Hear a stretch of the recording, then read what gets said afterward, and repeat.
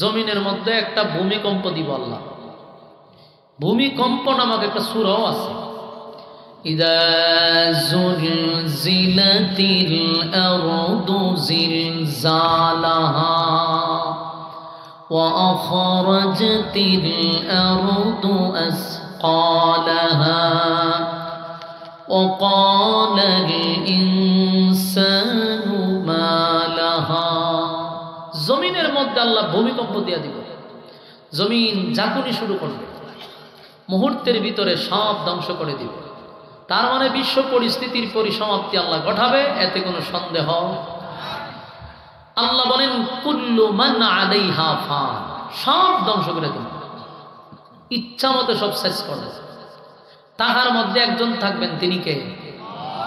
ওয়ায়াবাকা ওয়াজহু রাব্বিকা যুল জালালি ওয়াল ইকরাম। যিনি থাকবেন তিনি আল্লাহ, উনি চিরঞ্জীব, ওনার মৃত্যু নাই, মরণ নাই, ঘুমও নাই। না ঘুমায় আল্লাহ মাঝে মধ্যে? কথা বলেন না, বেশি ক্লান্ত হইলে ঘুমায়। আপনারা আওয়াজ দিয়ে বোঝা যায় যে ঘুমাইতে পারে, তা আপনারা নাও তো আসতে কাম বোঝা সাপোর্ট দিতেছেন। আল্লাহ ঘুমায়নি। লা তাখুযুহু সিনাতুন ওয়ালা নাওম। আল্লাহ আমার ঘুমও নাই, আমার তন্দ্রাও নেই। ঘুম তন্দ্রা আল্লাহকে ধরে না, মৃত্যু আল্লাহর কাছে আসে না। ইনি চিরঞ্জীব, আর সব ধ্বংস, কেউ থাকবে না। এই বিশ্ব পরিস্থিতির পরিসমাপ্তি ঘটে যাবে। এই পৃথিবী চিরস্থায়ী না, এটা ক্ষণস্থায়ী। সবাই জানি আমরা ক্ষণস্থায়ী দুনিয়াতে, তাহলে আমরা কেন আসলাম? আল্লাহ আমরা চিরস্থায়ী জায়গাত রাখতো, ক্ষণস্থায়ী জায়গাত পাঠাইল কেন? আদম এবং হাওয়া, আম্মা এবং আব্বা, দুজন জান্নাতে ছিল, কিন্তু দুজনটা আবার ভাড়াই দিছে দুনিয়ায়। তারা যদি জান্নাতে থাকতো, তা আমরা যদি কেন জন্মগ্রহণ করতাম, তো এই ফসা গান্দা দুনিয়াতে আসতে হইতো না, মাটির মধ্যে বইয়া ওয়াজও শুনতে হইতো না, ঠিক নেই? তাহলে আল্লাহ কেন পাঠাইলেন? ক্ষণস্থায়ী দুনিয়াতে কেন পাঠাইলেন? চিরস্থায়ী দুনিয়া এই জায়গা ছাড়াইয়া। এর উদ্দেশ্য হলো আল্লাহ আমাদেরকে চিরস্থায়ী জান্নাত দিতে চায়, তবে ক্ষণস্থায়ী দুনিয়াতে একটা পরীক্ষার মাধ্যমে। এখানে যদি রেজাল্ট কেউ ভালো করে, বিনিময়ে চিরস্থায়ী জান্নাত আল্লাহ দিবে। আমার কথা আপনারা বুঝেননি? ইয়া আল্লাহ, এটা তো নবীগঞ্জ করছে না? তা আমার বাড়ি কবু ঠিক দুটা দিয়ে গঞ্জে গঞ্জে তো মিল, জায়গায় জায়গায় মিল, বাসায় বাসায় মিল। এখানেও যদি আমার কইতে হয় যে বাসা বুঝেননি, তো এটা আশ্চর্যকার বাসার বা। আমরা যে দূরে প্রোগ্রামও যাই, ওখানে গিয়ে বলি যে বাসা বুঝেননি, কারণ আমার এইদিকে প্রোগ্রাম খুব কমই হয়, ওই দূরে বেশি। তো হ্যাঁ আমি জিগায় বাসা বুঝেননি, কারণ এটা স্বাভাবিক। কিন্তু আপনারা যে হবিগঞ্জের মানুষ হিসেবে কম লাগে বাসা বুঝেননি, একটু আওয়াজ টাওয়াজ দিন। শেষ রাত তো, রাত মধ্যরাতে গেছে, আপনারা যত আওয়াজ দিবেন আমার থেকে আওয়াজ পাইবেন। শ্রোতার আওয়াজের উপর বক্তার কথা বলা ডিপেন্ড করে, একটু আওয়াজ দিয়েন। আল্লাহ রাব্বুল আলামিন ক্ষণস্থায়ী দুনিয়াতে পাঠাইছে একটা পরীক্ষা দেওয়ার জন্য। যদি তুমি রেজাল্ট ভালো করো, চিরস্থায়ী জান্নাত তোমাকে দেওয়া হবে। তবে শর্ত কি? এখানে একটা পরীক্ষা দিতে হবে। দেখেন আল্লাহ বলেন, আমার তেলাওয়াতকৃত আয়াতে, ইন্নাল্লাযীনা আমানু ওয়া আমিলুস সালিহাতি কানাত লাহুম জান্নাতুল ফিরদাউসি নুজুলা। আল্লাহ বলেন, নিশ্চয়ই যারা সৎ কাজ করে এবং যারা ঈমান এনেছে এবং সৎ কাজ করেছে, যারা ঈমান আনছে এবং সৎ কাজ করছে, তাদের জন্য আমি আল্লাহর পক্ষ থেকে মেহমানদারি হবে জান্নাতুল ফেরদাউসের ভিতরে। শর্ত কি? প্রথম ঈমান, এরপরে সৎ কাজ বলতে কি? নেক আমল। ঈমান এবং নেক আমল, এই দুইটা যারা ভিতরে থাকবে, আল্লাহ জান্নাতের মেহমান বানাবে। জান্নাত কিন্তু কয়েক কোয়ালিটির আছে। সবচেয়ে ভিআইপি যে জান্নাত, এটার নাম হলো জান্নাতুল ফেরদাউস। সবাই ঢুকতে পারবে না, এটা ভিআইপি জান্নাতি। আল্লাহ ওই জায়গার মেহমান বানাবো। তাহলে ক্ষণস্থায়ী দুনিয়ার থেকে আমরা যখন চিরস্থায়ী জায়গায় যাব, মাঝখানে কিছু শর্ত আছে। প্রথম নাম্বার শর্ত হইল ঈমান। বলুন প্রথম শর্ত কি? দ্বিতীয় শর্ত নেক আমল। এই ঈমান এবং নেক আমল যাদের ভিতরে থাকবে আল্লাহ তাদেরকে মেহমান বানাবে। মানে আপনারা বলবেন হুজুর শর্ত তো আমরা প্রথমটা মানছি, কারণ এখানে যারা বসছে সবাই ইমানদার না বেঈমান? আরে আওয়াজ দিতেই তো, এই জায়গার যদি আমরা সব করে দেখেন তো সন্দেহ আছে, ইমান যাওয়ার সম্ভাবনা আছে। ইমানদার ইমানের আওয়াজ দিয়ে বলবেন যে আমরা ইমানদার। তাহলে আল্লাহ কি বলছে? প্রথম নম্বর শর্ত ঈমান আনতে হবে, ঈমান এবং নেক আমল। তাহলে আমরা প্রথম নম্বর শর্ত হলো ঈমান আনছি। কথা তো আপনারা বিশ্বাস হয়েছে? আপনারা কি সবাই ইমানদার? ইমানদার। তাহলে আল্লাহ বলছে ঈমান আনতে হবে, আমরা ঈমান আনছি, ঠিক না? নেক আমল।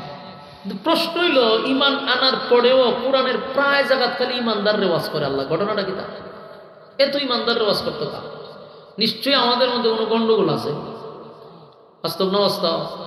গন্ডগোল আছে। ইয়া আইয়ুহাল্লাযীনা আমানু ইত্তাকুল্লাহা হাক্কা তুকাতিহ। আল্লাহ কয় হে ঈমানদাররা তোমরা আমি আল্লাহকে ভয় করো। স্বাভাবিক না, ভয় করার মতো ভয় করতে হবে। এখানে বলুন ওয়াজটা কি বেঈমানরে করছে না ঈমানদাররে করছে? এরপর আল্লাহ বলেন ইয়া আইয়ুহাল্লাযীনা আমানু কু আনফুসাকুম ওয়া আহলিকুম নারা। আল্লাহ কয় হে ঈমানদারেরা জাহান্নামের আগুন থেকে নিজেকে রক্ষা করো, পরিবারকেও রক্ষা করো। বলুন এখানে বেঈমানরে ওয়াজ করছে না ঈমানদাররে ওয়াজ করছে? এখানে ঈমানদাররে ওয়াজ করলো। ঘটনা রাখলো يا أيها الذين آمنوا توبوا إلى الله توبة نصوحا। আল্লাহ বলেন হে ঈমানদারেরা তোমরা ফিরে আসো কোথার থেকে? গুনাহ থেকে। নিজেকে গুনাহ থেকে বাঁচাও। বেঈমানরে ওয়াজ করছে না ঈমানদাররে? সব জাত ঈমানদাররে ওয়াজ করে। মূল ঘটনা হলো আমরা যারা আছি সবার দাবি হইল আমরা ঈমানদার।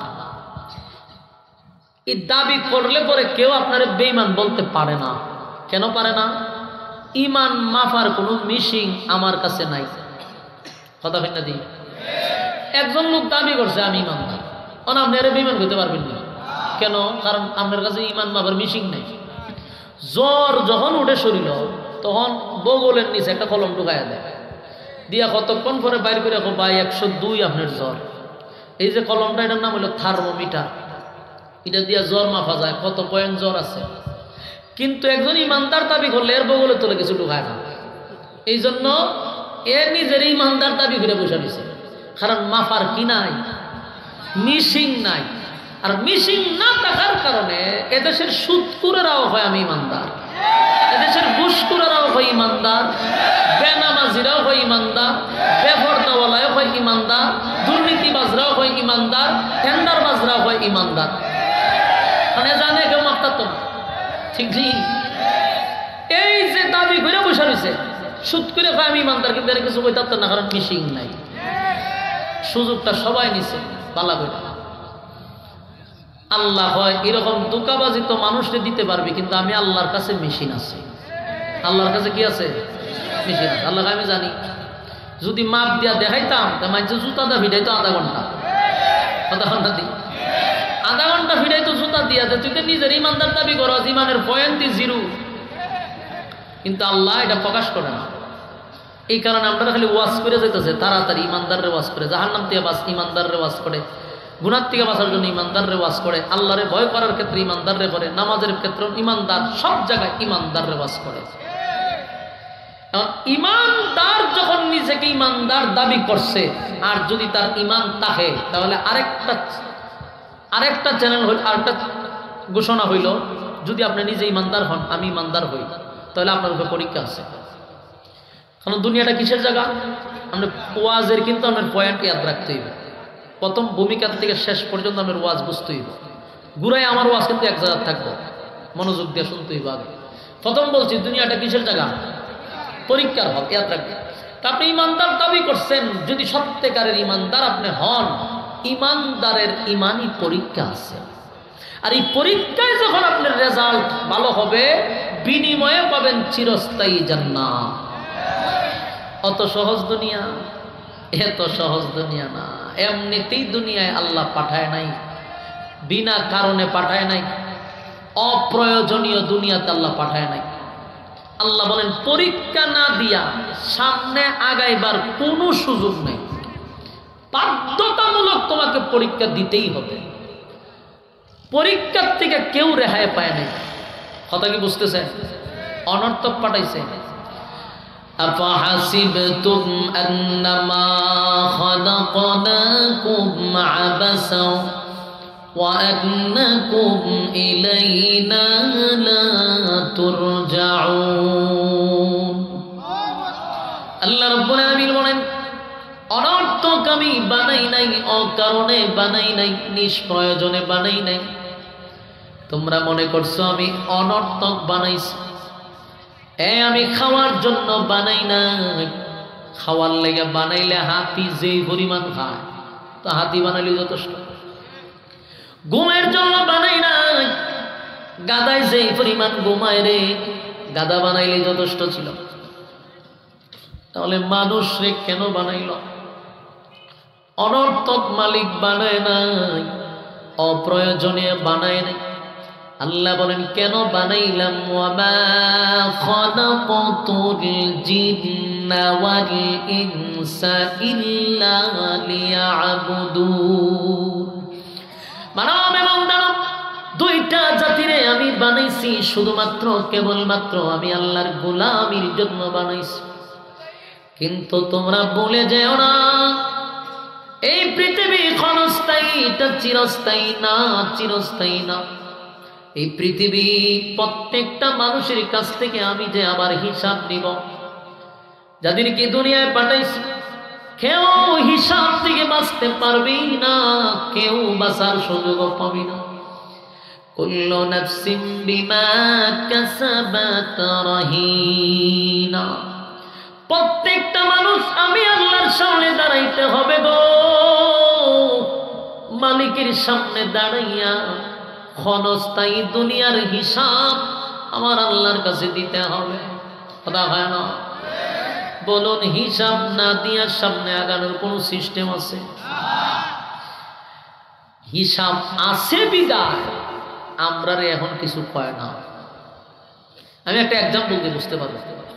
আমরা হোটেলে যাই না খাইবার লেগে, কথা হয় না?